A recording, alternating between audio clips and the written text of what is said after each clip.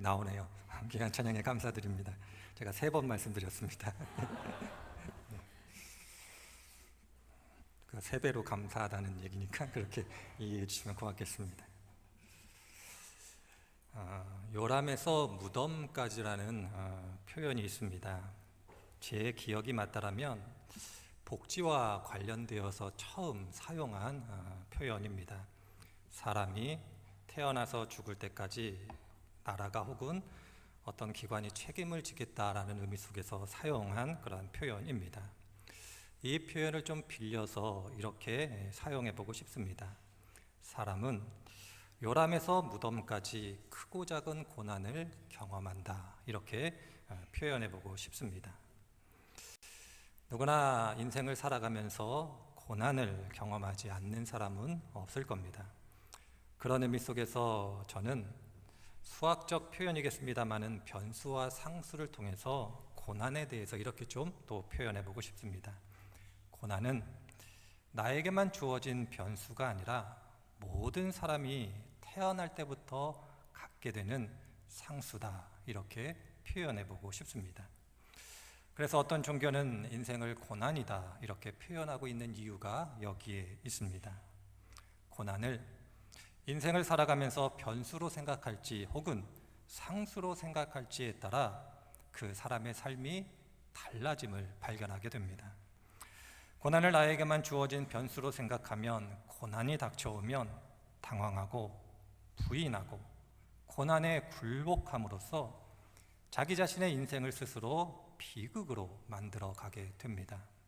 그러나 고난을 피할 수 없는 삶에 주어진 상수로 여기면 고난이 닥쳐오면 당황해하지도 않고 부인하지도 않고 고난에 굴복하지도 않고 오히려 고난에 당당히 맞섬으로써 자신의 삶을 희극으로 만들어간다, 그렇게 표현해 볼 수 있을 겁니다. 그럼 성도님들은 나에게 주어지는 고난을 어떻게 생각을 하십니까? 변수라고 생각을 하십니까? 아니면 상수라고 생각을 하십니까?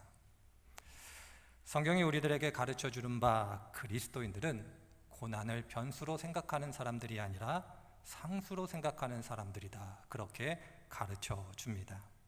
그러하기에 그리스도는 고난이 오면 고난 그 자체에 집중하는 것이 아니라 고난 자체보다 그 고난당하는 사람들을 불쌍히 여기셔서 고난당하는 사람들과 함께 하시며 그 고난을 해결해 주시는 하나님께 집중하라, 그렇게 가르치고 있습니다.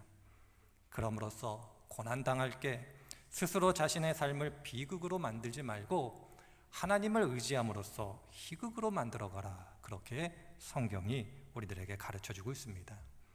이 자리에 계신 성도님들 한 분 한 분들이 꼭 이러한 믿음의 길, 신앙의 길을 걸어가시며 하나님께서 허락하신 복된 인생의 길을 살아내시는 그런 분들이 되기를 소망합니다. 그리고 저희들이 이러한 고난 가운데 고난을 해결해 주시는 하나님의 은혜를 경험하게 되면 보통 이렇게 표현을 합니다. 하나님께서 고난 가운데 나를 구원해 주셨다, 이렇게 표현하고 고백합니다.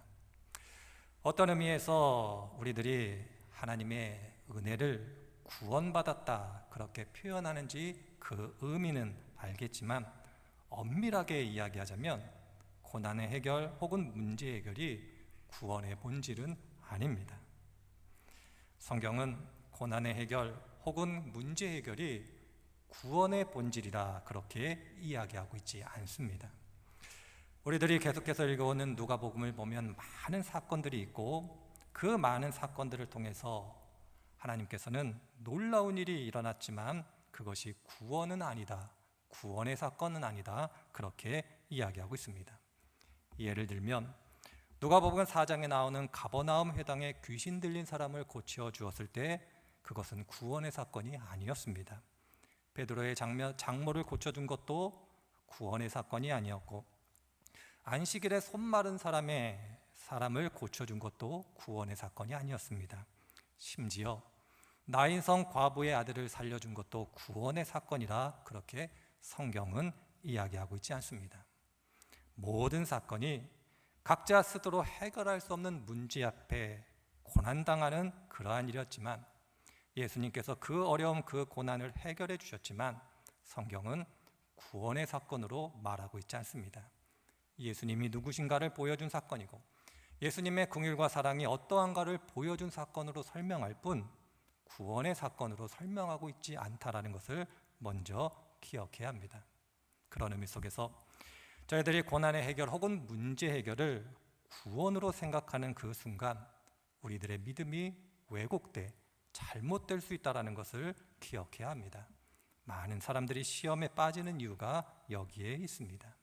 그러할 때 오늘 함께 읽은 본문의 말씀이 구원이 무엇인지, 구원받았다라는 것이 어떤 의미인지, 그리고 구원받은 사람의 특징이 무엇인가를 오늘 우리들에게 가르쳐주고 있습니다. 오늘 함께 읽은 말씀은 삭개오라는 한 사람이 예수님을 찾아와 만나는 장면을 우리들에게 보여줍니다. 제가 어린 시절 특별히 유치부 때 선생님을 통해서 가장 재미있게 들었던 내용 중에 하나입니다. 키가 작은 삭개오가 당시에는 뽕나무라고 했는데 뽕나무에 올라가 예수님을 찾았을 때 예수님이 삭개오를 부르셨고 그가 예수님과 함께 하게 되었다. 단순한 이야기였지만 어린 시절 선생님을 통해서 들었던 그 이야기는 아직도 제 기억에 남아 있습니다. 사도들의 제자였던 교부 클레멘트에 의하면 삭개오는 사도행전 1장에 나오는 마띠아로 추정되는 인물로 그렇게 이야기를 합니다. 사실을 확인할 수는 없겠습니다만은 만약 사도들의 제자였던 클레멘트의 표현처럼 사도행전 1장에 나오는 마띠아가 삭개오였다라면 이후 삭개오는 가이사라의 첫 주교가 되는 인물입니다. 그런데 이 삭개오의 직업은 오늘 말씀을 보니 세리장이었습니다. 아시는 대로 예수님 당시 유대인들은 세리를 자신들의 이익을 위해 로마 제국과 결탁한 사람으로 생각했습니다. 동족을 배신했고 하지 말아야 될 많은 죄들을 범한 사람으로 이해했습니다. 미워했고 증오했고 분노했던 대상이 세리였습니다. 그래서 그들은 결코 하나님의 구원을 받지 못할 죄인으로 취급했음을 잘 아실 겁니다. 그런데 삭개오는 세리장입니다. 일반적인 세리가 이렇게 여겼는데 그 세리들의 우두머리, 장이 되는 장이었던 삭개오를 어떻게 생각했을지는 쉽게 상상해 볼 수 있습니다. 바울의 표현대로 얘기하자면 괴수 중에 괴수, 우두머리 중에 우두머리였던 세리장이었던 삭개오, 누구보다도 더 큰 미움을 받았고 증오의 대상이었고 분노의 대상이었습니다. 만약 우리들이 구원에서 먼 순서대로 줄을 세울 수 있다면 삭개오는 가장 맨 앞자리에 서야 될 죄인으로 취급받았음을 우리들은 알 수가 있습니다. 인생이 다 그런 것이겠습니다마는 이렇게 삭개오를 유대인들 생각했음에도 불구하고 삭개오가 가지고 있었던 돈과 권력이 두려워하여 대놓고 삭개오 앞에서는 그를 비난하지 못했습니다. 성경을 읽어보니 예수님께서 삭개오의 집에 들어가시자 그때에서야 사람들이 뒤에서 삭개오를 죄인이다 그렇게 수군거리고 욕하는 것을 보게 됩니다. 삭개오는 미움과 증오, 분노의 대상이었지만 그가 가진 돈과 권력으로 인하여 많은 사람들이 삭개오의 비유를 맞추어 줬고 그래왔기에 나름 그래도 잘 살았던 인물이 삭개오였습니다. 그렇다고 삭개오가 행복했을까요? 성도님들은 어떻게 생각하시는지는 모르겠습니다만은 삭개오는 결코 행복하지 않았을 겁니다. 사람들의 시선이 어떠한지도 알았고 사람들이 자신들을 어떻게 생각하는지도 알았기 때문에 편안했지만 행복한 삶은 아니었을 겁니다. 하나님과의 관계가 깨어진 사람이었고 사회적으로는 그의 동족들과 관계가 깨어진 사람, 죄로 인하여 하나님도 사람들도 그를 떠나 그를 멀리했던 사람이었기에 결코 행복한 삶은 아니었을 겁니다. 이러한 삭개오와 예수님을 찾아옵니다. 그리고 성경을 읽어보니 키가 작아 예수님을 볼 수 없었다 이렇게 이야기를 합니다. 키가 작았다라는 것 단순히 신체적으로 제약이 있었다 그것을 말하기보다는 예수님과의 영적 거리가 얼마나 멀었는가를 보여줍니다. 감히 예수님을 볼 수 없고 예수님께 가까이 갈 수 없는 죄인임을 보여준 것이 그의 키가 작았다라는 표현입니다. 그러함에도 불구하고 삭개오는 돌 무화과 나무에 올라가 예수님을 바라봅니다. 죄인이었으나 예수님을 보고자 했던 마음이 있었음을 발견하게 됩니다. 삭개오가 예수님을 찾아온 것은 자신의 문제를 해결해달라 그러한 마음으로 예수님을 찾은 것은 아니었습니다. 예수님을 보고는 싶어 했지만 그저 호기심이었을 뿐 문제 해결을 위해서 예수님을 찾은 것은 아니었습니다. 그런데 놀라운 일이 벌어집니다. 예수님은 죄로 인해 하나님과 그리고 사람들과의 관계가 깨어진 삭개오를 불쌍히 여기셨고 예수님께서 삭개오를 부르십니다. 그리고 그의 집에 들어가십니다. 그리고 이렇게 이야기하십니다. 오늘 구원이 이 집에 이르렀으니 이 사람도 아브라함의 자손이다. 이렇게 말씀하시므로 삭개오의 문제, 그의 죄의 문제를 해결해 주시는 예수님을 발견하게 됩니다. 삭개오가 예수님을 찾은 것처럼 보이지만 실상은 예수님께서 삭개오를 찾으신 겁니다. 관계가 깨어져 행복하게 살아가지는 못하는 삭개오, 그의 허전한 마음, 허탈한 마음, 채울 수 없는 마음, 영적 상태를 아셨기 때문에 예수님께서 삭개오를 찾아오신 것이었습니다. 일방적인 은혜의 부르심이었고 관계가 깨어진 삭개오를 관계 회복의 자리로 부르신 겁니다. 이것이 바로 예수님과 삭개오의 만남의 모습입니다. 그리고 잘 아시는 것처럼 예수님과의 만남을 통해 삭개오에게 있는 놀라운 삶의 변화가 일어납니다. 자신의 소유 절반을 팔아 가난한 사람들에게 나누어 주겠다고 하고 내가 속여 누군가에게 무엇을 빼앗은 것이 있다면 4배나 갚겠다로 그렇게 결심하고 그 결단을 행하게 됩니다. 어찌 보면 삭개오는 예수님과의 관계가 회복되자 사람들과의 관계도 회복됩니다. 믿음을 보통 이렇게 정의합니다. 하나님의 구원에 대한 합당한 반응, 이것이 믿음이다. 그렇게 정의 내립니다. 삭개오가 자신의 소유의 절반을 팔아 가난한 사람들에게 나누어 준 것, 속여 빼앗은 사람들에게 4배로 갚은 것은 예수님께서 베풀어 주시는 구원에 대하여 합당하게 반응한 것이다. 그렇게 표현해 볼 수 있을 겁니다. 삭개오의 이야기가 보여주는 구원은 다른 것이 아닙니다. 죄의 해결을 통한 하나님과의 관계의 회복이며 하나님과의 관계의 회복에 이어진 이웃과 사람들과의 관계 회복이 구원이다. 그렇게 표현하고 있습니다.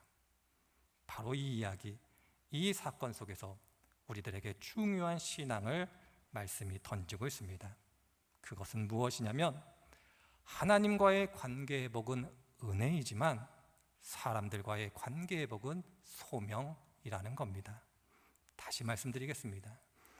하나님과의 관계 회복은 은혜이지만 사람과의 관계 회복은 소명이라는 겁니다. 하나님과의 관계가 회복된 사람, 즉 구원받은 사람은 반드시 사람과의 관계를 회복하기 위해서 노력해야 합니다. 이것이 바로 삭개오의 이야기가 우리들에게 보여주는 신앙의 교훈입니다. 죄에 대해서 정의를 구현하는 방식이 2가지가 있습니다. 하나는 보응적 정의를 구현하는 것이고 하나는 회복적 정의를 구현하는 것입니다. 보응적 정의와 회복적 정의, 쉽게 말씀드리면 이렇게 말씀드릴 수 있습니다. 보응적 정의는 죄를 지은 사람은 그에 상응하는 처벌을 받아 죄값을 치르는 겁니다. 쉽게 눈에는 눈, 이에는 이, 그렇게 죄값을 치름으로써 정의를 구현하는 것, 그것을 보응적 정의 이렇게 표현합니다. 회복적 정의는 의미가 많이 다릅니다. 죄에 상응하는 처벌을 받아 죄값을 치르는 것이 아니라 가해자가 자신의 잘못을 진실이 뉘우치고 피해자의 피해 회복을 위해서 노력하면 피해자는 어렵더라도 가해자를 용서하고 받아들임으로써 가해자도 피해자도 아무 일이 없었던 상태로 돌아가는 회복에 초점을 둔 내용입니다. 예수님이 이 세상에 오셔서 십자가에 달려 죽으셨습니다. 그리고 성경은 우리들에게 이렇게 이야기합니다. 하나님께서 죄에 대해서 정의를 실현하실 때에 이제는 보응적 정의가 아니라 회복적 정의를 실현하시게 되었다. 눈에는 눈, 이에는 이. 그렇게 죄값을 따라 하나님께서 징계하셨다면 이제는 그렇게 행하시는 분이 아니다. 그렇게 이야기를 합니다. 삭개오의 이야기는 다른 이야기가 아닙니다. 구원은 보응적 정의의 구현이 아니라 회복적 정의의 구현이다라는 것을 우리들에게 보여줍니다. 그런 의미 속에서 구원의 은혜를 경험한 삭개오는 누군가에게 자신이 잘못했다는 것을 알아 자신의 잘못을 뉘우치고 피해자의 피해 회복을 위하여 자신이 할 수 있는 모든 일들을 위하여 노력했습니다. 하나님의 은혜가 그를 주장했기 때문에 그러합니다. 그런데 더 중요한 것이 있습니다. 그것은 무엇이냐면 피해자에게도 이 정의를 구현해야 될 소명이 있다라는 겁니다. 가해자로서 피해자의 피해를 알아 뉘우치고 노력해서 그 피해를 회복하려고 노력하는 것은 어렵지만 그래도 감당할 수 있습니다. 양심이 있고 하나님의 은혜가 있고 하나님의 역사하심이 있기 때문에 그러합니다. 그러나 내가 피해자가 될 때 하나님의 은혜가 나를 주장함에도 불구하고 가해자와의 관계 회복을 위해 노력하는 것은 쉽지 않습니다.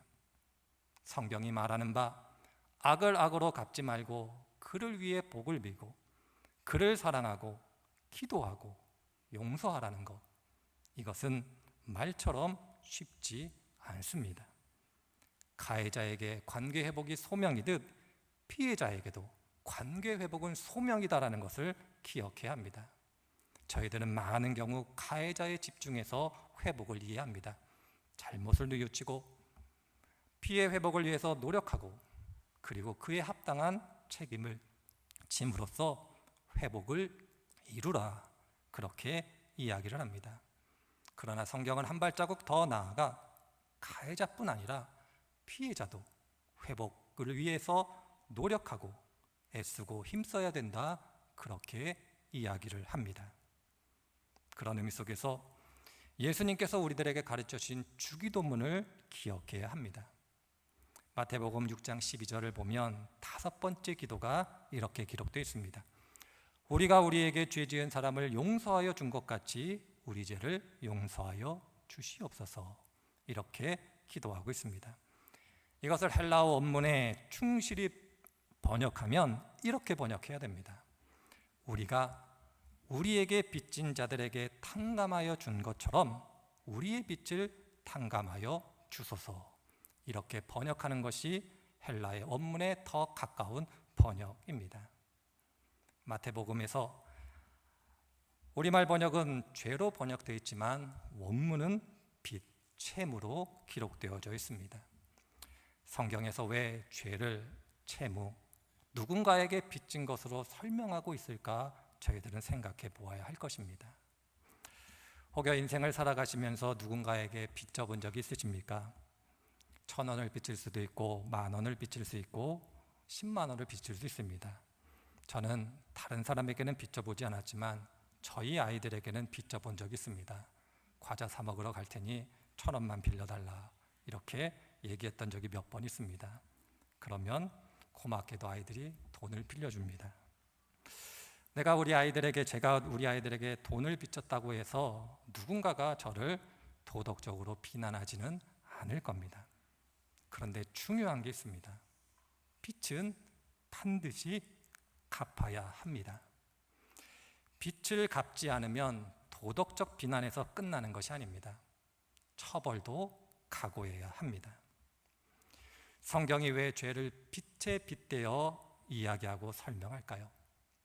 빛은 채무자와 채권자라는 두 사이를 관계로 이어주는 표현이기 때문에 그러합니다. 달리 얘기하자면 빛은 관계적 표현입니다. 빛은 반드시 갚아 해결해야 되고, 갚지 않으면 채무자와 채권자의 관계가 깨어집니다. 돈을 빌려주고 갚지 않았을 때 그 사이가 어떻게 됩니까? 좋은 관계를 유지하십니까? 아니면 원수가 되십니까? 돈을 빌려주고 받지 못하면 그 사람과는 100이면 100, 열이면 연, 거의 원수에 가까운 사이가 됩니다. 빚은 반드시 갚아야 됩니다. 채무자와 채권자의 관계를 깨트릴 수도 있는 것이 빚입니다. 그런 의미 속에서 예수님께서 죄를 채무에 빗대어 말씀하시는 이유는 다른 것이 아닙니다. 너희들이 하나님께 빚진 것이 있다. 그리고 그 빚은 반드시 하나님께 갚아야 된다. 그런데 예수님은 이렇게 말씀하십니다. 너희들이 하나님께 갚아야 될 그 빚은 하나님께 갚는 것이 아니라 사람들에게 갚아야 될 빚이다. 그렇게 말씀하고 계십니다. 그리고 이에 더하여 말씀하시기를 하나님께 갚아야 될 빚은 사람에게 갚는 빚이지만 더 나아가 어떤 사람이냐면 너에게 죄를 지은 사람에게 갚아야 될 빚이다. 이렇게 말씀하고 계십니다. 하나님은, 예수님은 우리들에게 이렇게 말씀하십니다. 너희들이 하나님께 빚졌고 그 빚은 하나님께 갚아드려야 될 것이로되 그 갚는 방식은 너희들에게 죄를 지은 사람들에게 갚는 방식으로 갚으면 된다. 복을 빌고 기도해주고 용서하고 사랑하고 이해하는 것, 그것을 통해서 너희들은 하나님께 빚진 것을 갚을 수 있다. 그렇게 이야기하고 있습니다. 회복을 이룬다라는 것은 가해자뿐만 아니라 피해자도 애써 수고하고 노력해야 될 소명임을 하나님이 우리들에게 가르쳐주고 있습니다. 세상과 달리 그리스도인, 세상과 달리 기독교가 갖고 있는 특징, 위대함이 여기에 있습니다. 세상은 가해자가 잘못했음을 뉘우치는 것으로 회복을 이야기합니다. 그러나 성경은 가해자뿐만 아니라 피해자 또한 가해자에게 사랑을 베푸는 것이 회복이다. 그렇게 이야기하고 있습니다. 그리고 성경은 계속해서 우리들에게 이렇게 이야기합니다. 너희들이 인생의 길, 믿음의 길을 걸어가며 어떤 때는 가해자가 될 수 있고 어떤 때는 피해자가 될 수 있다. 누군가의 마음에 상처를 줄 수도 있지만 누군가에 의해서 상처받을 수도 있다. 어떤 자리에 서게 될지 알 수 없다. 그러니 어떤 자리에 서게 될지 알 수 없으니 단 한 가지를 기억하라는 겁니다. 회복, 그것은 하나님께서 주신 나에게 주신 소명이고 그 소명을 감당해 갈 때에만 하나님의 자녀, 곧 구원받은 자라 그렇게 칭함을 받을 수 있다. 그렇게 말씀하고 계시는 겁니다. 바라기는 저희 대신교회와 대신교회에 속하신 모든 성도님들이 이 진리 안에 살아가셨으면 좋겠습니다. 연약하기에 누군가의 마음에 상처를 줄 수 있습니다. 연약하기에 누군가의 말 한마디에 상처받을 수 있습니다. 그러나 그것이 잘못됐다 하나님은, 예수님은 말씀하고 계시지 않습니다. 그러할 때 회복을 위해 노력할 수 있다면 그것으로 되었다, 이렇게 말씀하고 계시는 분이 하나님이시고 예수님임을 기억하셨으면 좋겠습니다. 이것이 바로 오늘 우리들에게 주시는 소명이며 삭개오의 이야기를 통해서 구원이 무엇인가를 보여주고 있는 내용입니다. 한 분 한 분 성도님들께서 이 믿음을 가지고 살아가심으로 모든 자리 속에서 회복, 그 은혜를, 그 열매를 맺어가실 수 있는 복된 분들이 되시기를 주님의 이름으로 축원을 드립니다.